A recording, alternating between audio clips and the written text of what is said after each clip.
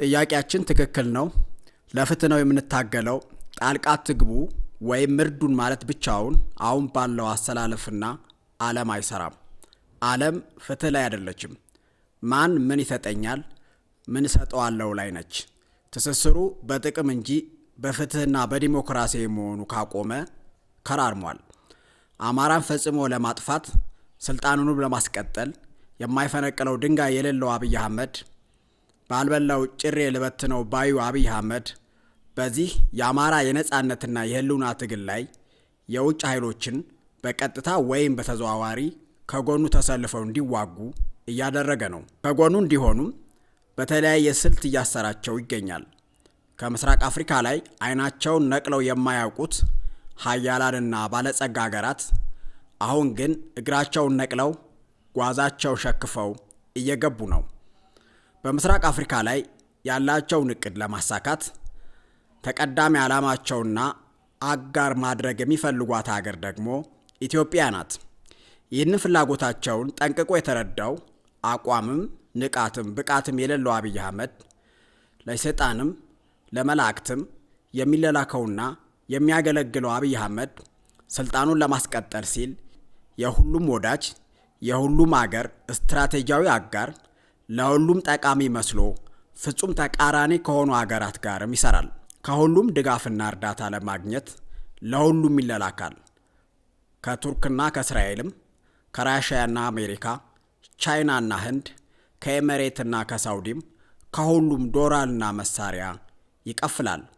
ለሁሉም አገራት ፍላጎት እሽታ ብቻ ነው መልሱ። እሺ ይበልጣል ከሺ እንደማለት ነው። ብቻ በምትኩ ዶላር ይስጡኝ እንጂ አይነት እሱ ላይ አቋም የለም። አብይ አህመድ ሀያልና ባለጸጋ ሀገራትን በምን እየሳበ ነው? ምን እየሰጣቸው ነው? ምን እየሰጡትና እያደረጉ ነው? እኛስ ሀያላን ሀገራት ከአብይ ጋር እንዳይሰለፉ አገሪቱንም እንደ ሶሪያ የሀያላን የጦር መሳሪያ መሞከሪያ እንዳትሆን ምንስ እናድርግ? መፍትሄውስ በሚሉ ዙሪያዎች ላይ እይታችን እናቀርባለንና ይከታተሉን። ሰብስክራይብ አድርገው ማዳመጦን ይቀጥሉ። አሁን ሀያል ሀገራት ሰራተኛ ሳይሆን አዳዲስ የኢኮኖሚ ዞኖችን ፍለጋ ላይ ናቸው። ተጨማሪ ግዛት ለማግኘት የመስፋፋት ትግል ላይ ናቸው። የኃይል የበላይነት ለመያዝ ወዳጅ ሀገር ፍለጋ ጥድፊያ ላይ ናቸው። ቢችሉ የዓለም ሀገራትን በስራቸው ለማቀፍና አጋራቸው ለማድረግ እየሰሩ ነው። እስራኤልም የናይል ህልሟን ለማሳካት ወደ ምስራቅ አፍሪካ እየመጣች ነው። ሳውዲና ኤሜሬት፣ ሱዳንና ኢትዮጵያ ገብተዋል። ሀያላን ሀገራት ሀያልነታቸውን ለማስቀጠል ከየትኛውም ኃይል ጋር እየተባበሩ መሳሪያን በግፍ እያስታጠቁ ይገኛሉ።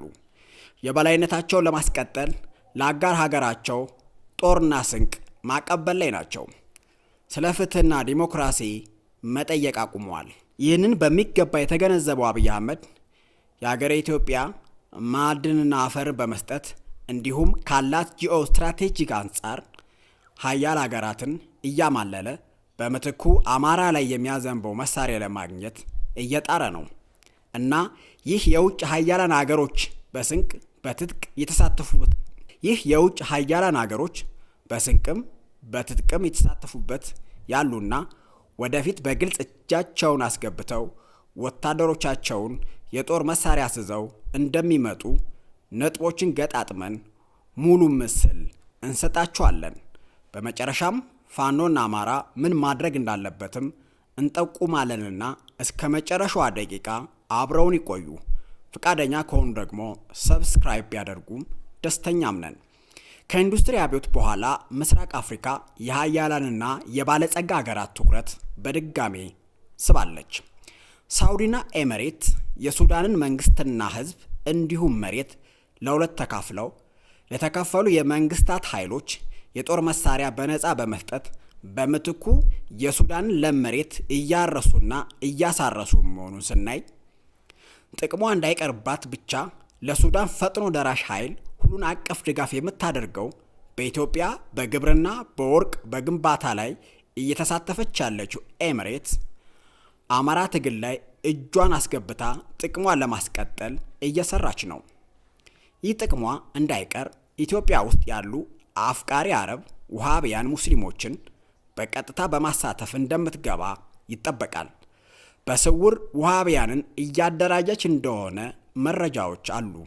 ይህ አንዱ ነጥብ ነው። አብይ አህመድ ለስልጣኑ ሲል የትኛውንም የሌላ ሀገር መንግስት እንደሚጋብዝና መሬታችንን የተፈጥሮ ሀብታችንን እንደሚሰጥ በተግባር አሳይቷል። ይህም ስልጣንን ይቀሙኛል ብሎ በመስጋት ለድሮ ፍቅረኛው ኢሳያስ ህወሓትን እንዳጠፋ ከረዳኸኝ እኔ ደግሞ ብዙ ሚሊዮን አማራ የሞተባትን ዛላምበሳና ባድሜን እሰጣችኋለሁ ያለ ተራ የሀገር ፍቅር ያለው መሪ ነው። ዛሬም ፋኖን አብራችሁ ካጠፋችሁ ጋምቤላና ቤኒሻንጉል ያለውን መሬት በዛው በሱዳን ሸገር ብላችሁ መውሰድ ትችላላችሁ ማለቱ የማይቀር ነው። ኤመሬት ቤኒሻንጉል ላይ ወርቅ እያመረተች እንዲሁም በሱዳን ፈጥኖ ደራሽ ኃይል ሰበብ አሶሳ ላይ ጦር ሰፈር መገንባቷ ኤመሬት በግልጽ አገሪቱን እየተቆጣጠረች ነው። ሁለተኛው ነጥብ ይህ ነው። በጋምቤላ የሱዳን ታጣቂዎች ገብተው ጥቃት መሰንዘራቸው ብቻ ሳይሆን ወረዳን ተቆጣጥረው የደቡብ ሱዳንን ሰንደቅ ዓላማ ሰቅለው እያውለበለቡ መሆኑ ስናይና የአብይ መንግስት ምላሹ ዝምታ ሲሆን እነዚህን ታጣቂዎች የሚደግፉ የውጭ ሀያላን ሀገራት በቀጥታ ይችን ድንግል መሬት ለመቀራመት ገብተዋል ማለት ነው። የአብይ ዝምታ የሚያመለክተው የሚያገኘው ረብጣ ዶላር ወይም ጦር መሳሪያ አለ ማለት ነው። ሶስተኛው ነጥብ ይሄኛው ነው። ኢትዮጵያ አባል የሆነችበት የብሪክስ ሀገራት ባህር ኃይሎች በቻይና መሪነት በደቡብ አፍሪካ የሚያደርጉት የባህር ኃይል ወታደራዊ ልምምድ ላይ ባህር አልባው የኢትዮጵያ ባህር ኃይል እንዲሳተፍ መጋበዙ እንዲሁም ለእኛ ታማኝ ባሪያ ከሆንክና ቀይ ባህርን ካስመለስክ የመሳሪያ ስጦታ ይንበሸበሽላል እንደተባለና እንደተስማሙ መረጃዎች ያሳያሉ። እነዚህ ሀገራት ማለትም ቻይና፣ ህንድና ራሽያ ኢትዮጵያን መያዝ አፍሪካን ከአሜሪካና አውሮፓ ቀምተው እንደሚቆጣጠሩ ያሰላሉ። ፋኖ ደግሞ ከማን ጋር እንደሚተባበር እርግጠኛ ስላልሆኑ የአብይን መንግስት ሁሉን አቀፍ ድጋፍ እያደረጉ ነው። ከቻይና የሚገባ መሳሪያም በቅርቡ እንዳለ መረጃዎች አሉ። ታዲያ በቀጥታም ይሁን በተዘዋዋሪ ሀያል ሀገራት እንደሚሳተፉበትና እየተሳተፉበት እንደሆነ ማሳያ ነው። አራተኛው ነጥብ ይሄ ነው። ራሽያና ኢትዮጵያ የብዙ ቢሊዮን ዶላር የኒውክሌር ኃይል ግንባታ ስምምነት ማድረጋቸው ስንመለከት ራሽያ ምስራቅ አፍሪካ ላይ ሀያልነቷን ለማስከበር በጥልቀት ከአብይ አህመድ ጋር የሰራች መሆኑን አመላካች ነው። ኢትዮጵያ ከራሽያ የጦር መሳሪያና የተለያዩ ድጋፍ እየተደረገላት መሆኑ እሙን ነው። ፋኖን አጥፋበት ብላ ባይሆንም ለቀጠናው ብሎ የተቀበለውን መሳሪያ አማራ ህዝብ ላይ ሊጠቀመው ይችላል። ብዙ መሳሪያዎች እየገቡ እየተመረቱም ነው። በተለይ የገቡና የተመረቱ መሳሪያዎች ወጥተው የሚታዩት በኋላ ነው። ላስፈራራችሁ አይደለም። ከተኛችሁበት ጥልቅ እንቅልፍ እንዳንበሳ አግስታችሁ እንድትነሱ ነው። አምስተኛው ነጥብ ይሄኛው ነው። ኢትዮጵያ እና የተባበሩት አረብ ኤሚሬቶች ያወጡት የጋራ የሚኒስትሮች መግለጫ ስታነብ የምትረዳው ኤሚሬት ከነመሪዎቿ እና ከነ ቴክኖሎጂዋ ከአብይ ጎን ሆና ኢትዮጵያ እንደገባች ነው። እስራኤል ለሶማሌላንድ እውቅናና ድጋፍ መስጠቷና ወደ ምስራቅ አፍሪካ በቀጥታ መግባቷን ያሳያል። ብሪክስ አገራት ጋር እሰጥ አገባ የገባችው አሜሪካም ይህንን ተከትላ ወደ ቀጠናው ትመጣለች።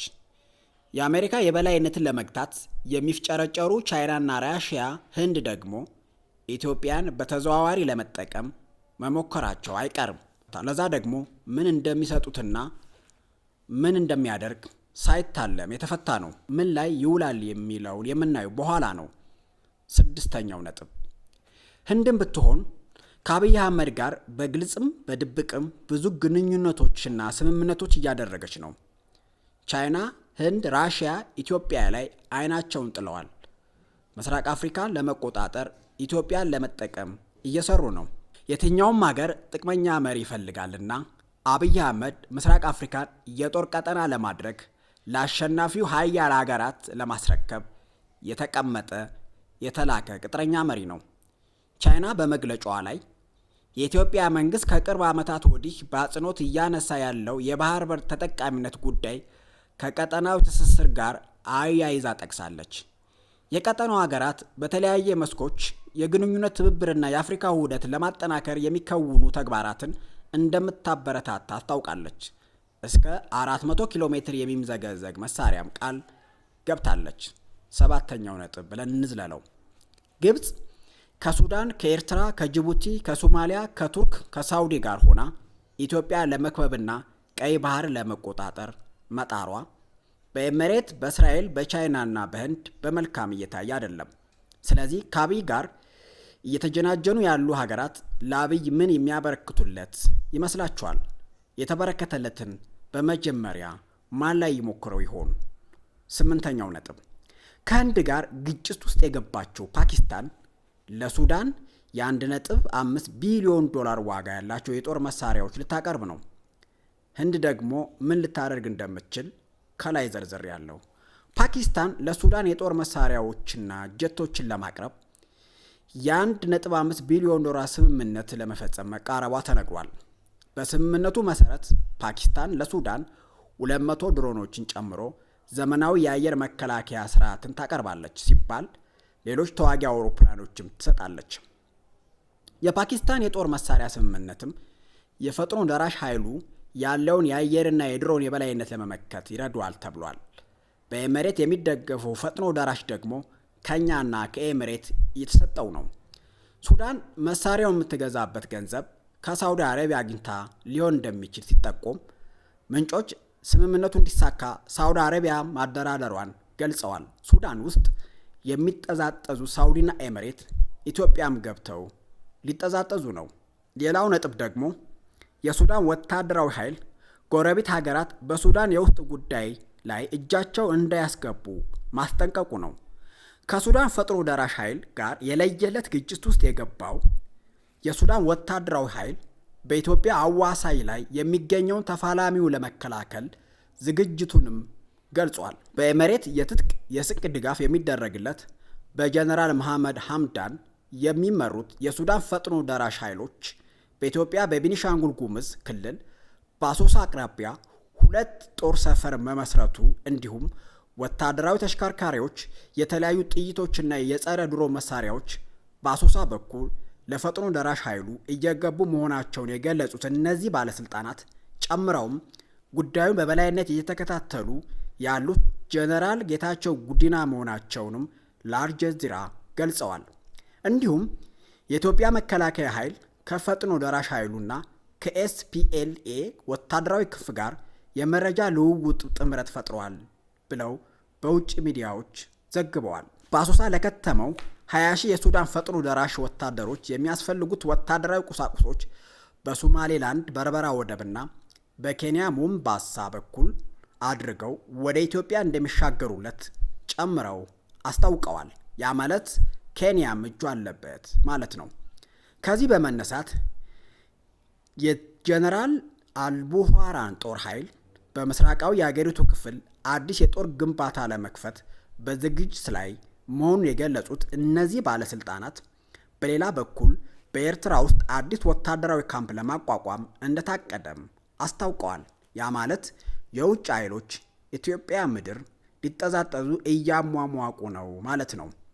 ባለፈው ሳምንት መጨረሻ በሱዳን ጦርነት ጉዳይ መግለጫ ያወጣው የተባበሩት መንግስታት ድርጅት ግጭቱ ኢትዮጵያን ጨምሮ ወደ አጎራባች ሀገራት እንዳይስፋፋ ስጋቱን ገልጿል።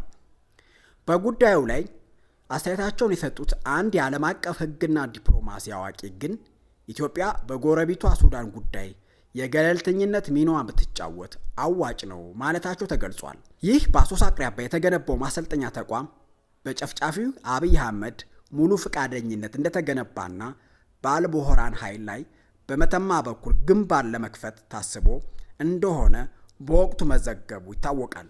ጦር ጠማቂ ቀውስ አዋላጁ ብልጽግና የሱዳን ያላባራ እርስ በርስ ጦርነት ወደ ኢትዮጵያ ስቦ ለማምጣት እየሰራ ነው።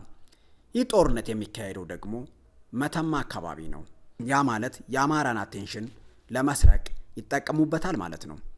የተባበሩት መንግስታት ድርጅት ባወጣው መግለጫ አስከፊ የሱዳን እርስ በርስ ጦርነት ወደ ኢትዮጵያ ድንበር የመስፋት አዝማሚያ እያሳየ መሆኑን አሳውቀዋል።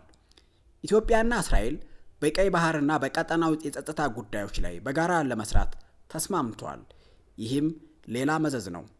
የቱርክ፣ ሳውዲ አረቢያ፣ ፓኪስታን ወታደራዊ ጥምረት የቀጠናውን ፖለቲካዊና ወታደራዊ አሰላለፍ ብቻ ሳይሆን በዓለም ላይ ያለውን የኃይል ሚዛን ሌላ መልክ የሚይዝ ግዙፍና ጨዋታ ቀያሪ ጥምረት ነው ተብሎ ይገመታል። እነዚህ ሀገራት በስራቸው ሶማሊያን፣ ኤርትራን፣ ሱዳንን ይዘዋል። ሌሎች ኃይሎች በሌላ ጎራ ተሰልፈዋል። ይህንን ነጥብ ስንገጣጥመው የሚሰጠን ምስል አያላን ሀገራት በቀጥታ በተዘዋዋሪም በትግሉና በኢትዮጵያ ጉዳይ እንደገቡና እንደሚገቡ ነው። ምድራችንም ሶሪያ ልትሆን ትችላለች ማለት ነው። መፍትሄው ምንድን ነው ካሉ በግልጽ አገላለጽ ይህ ነው። ከአብይ በተቃራኒ ከሆኑ ሀገራት ጋር በግልጽ መስራት ይገባል። ጦርነቱን በፍጥነት ወደ 4 ኪሎ ማስጠጋት እና አብይን ለመጠቀም ያሰፈሰፉ ሀገራትን ተስፋ ማስቆረጥ እና በተቃራኒው ከኛ ጋር እንዲሰሩ በሩ መክፈት ነው። አንድ ድርጅት መመስረት፣ በድርጅቱ የውጭ ጉዳይ በኩል ደግሞ ከሀያላን ሀገራት ጋር የሚገባ ትስስር መፍጠር ዋነኛው መፍትሄ ነው። የዛሬውን ትንታኔ አበቃው። እናመሰግናለን።